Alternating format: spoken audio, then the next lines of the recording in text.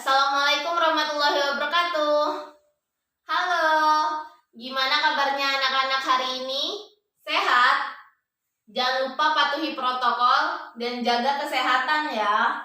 Kali ini kalian akan belajar dan didampingi oleh Ibu Suryani Yuliatin. Nah, sebelum pelajaran Ibu hari ini dimulai, alangkah baiknya kita membaca doa terlebih dahulu ya. Membaca doa dimulai. Bismillahirrahmanirrahim. Rabbi zidni ilman warzuqni fahman waj'alni minas sholihin. Shadaqallahul azim. Anak-anak, hari ini Ibu akan melanjutkan materi. Materi hari ini yang akan Ibu jelaskan yaitu pentingnya udara bersih bagi pernafasan kita.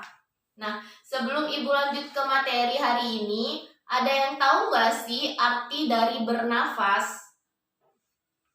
Nah, bernafas itu aktivitas yang sering kita lakukan di setiap waktu dan saat tanpa perlu berpikir. Selanjutnya, Ibu akan menyebutkan manfaat-manfaat dari kita menjaga pernafasan. Nah, yang pertama itu ada mendetoksifikasi atau melepas racun. Nah, kenapa sih Bu kok disebut mendetoksifikasi atau melepas racun? Ada yang tahu nggak sih? Nah, kenapa disebut melepas racun? Karena dengan kita bernafas, itu sama halnya dengan membuang 70% racun yang ada di dalam diri kita. Nah, jadi pentingnya menjaga pernafasan bagi diri kita itu sangat besar ya.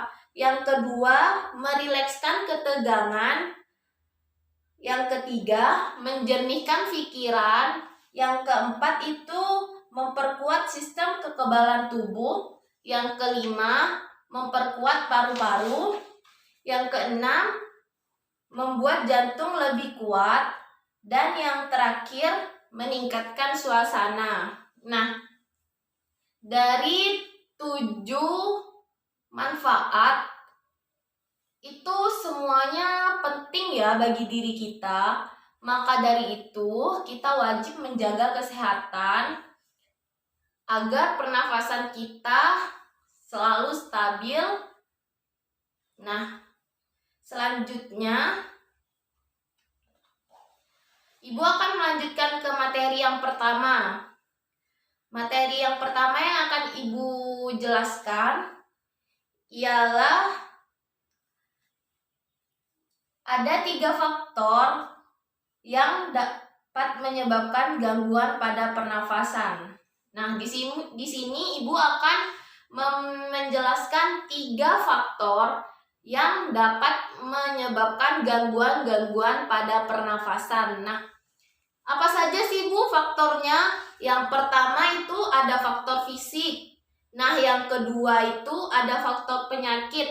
Dan yang ketiga atau terakhir itu ada faktor lingkungan. Nah, artinya apa aja sih Bu kok bisa dibeda-bedakan berbagai faktor? Habis ini Ibu jelaskan ya. Nah, Ibu jelaskan yang pertama dulu. Pertama, faktor fisik. Karena adanya kelainan pada organ pernafasan yang dapat menyebabkan gangguan pernafasan. Ibu ambil contoh di sini misalnya bayi. Bayi yang terlahir dini atau sering kita sebut dengan prematur. Nah, di situ kan mungkin saja organ pernafasan si bayi tersebut itu belum normal. Jadi, itu dapat menyebabkan gangguan pada pernafasan si bayi. Agar tidak terganggu, gimana Bu? Nah, biasanya bayi tersebut menggunakan alat yang diberi nama dengan inkubator. Nah, alat tersebutlah yang akan membantu si bayi untuk bernafas. Ibu lanjut yang kedua, yaitu faktor penyakit.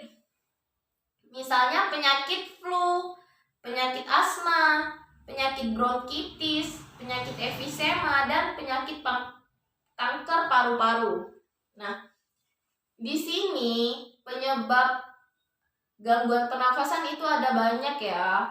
Nah, yang kedua ini faktor penyakit. Jadi, kita harus menjaga tubuh kita agar tetap sehat dan terhindar dari penyakit.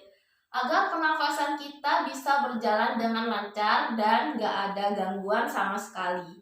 Paham anak-anak?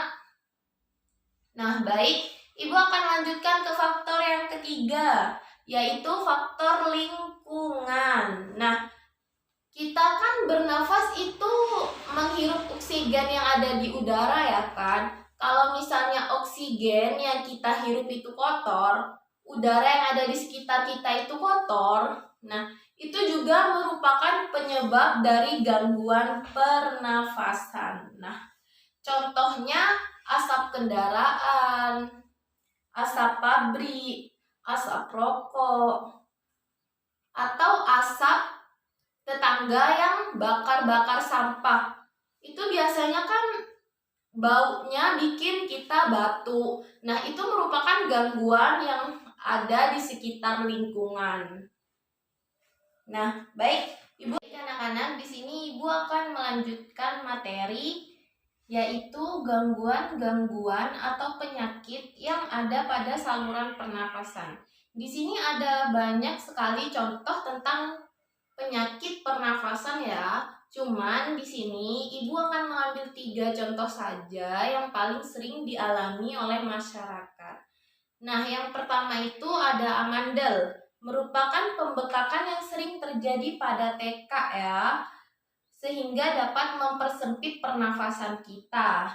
Nah, yang kedua itu asma, merupakan penyakit penyumbatan saluran pernafasan yang biasanya asma itu disebabkan oleh udara yang dingin, debu, rambut, kotoran, dan bisa juga tekanan psikologis. Nah, yang ketiga itu influenza atau flu, merupakan penyakit yang paling sering menular.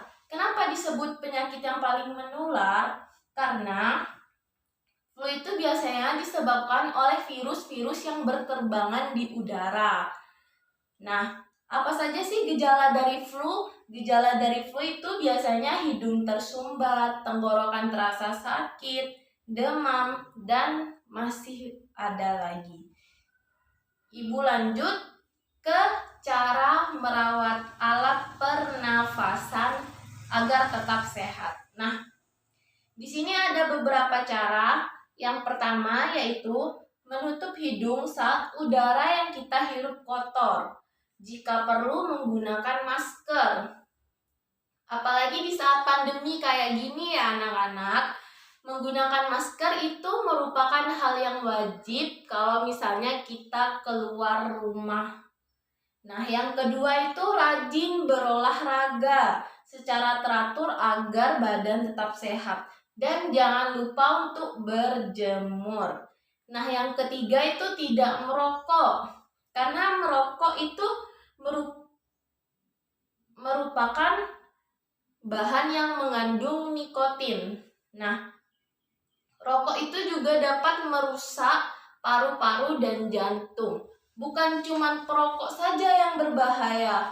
Kita kalau misalnya ada di dekat orang yang merokok, itu lebih baik menghindar untuk sementara ya anak-anak.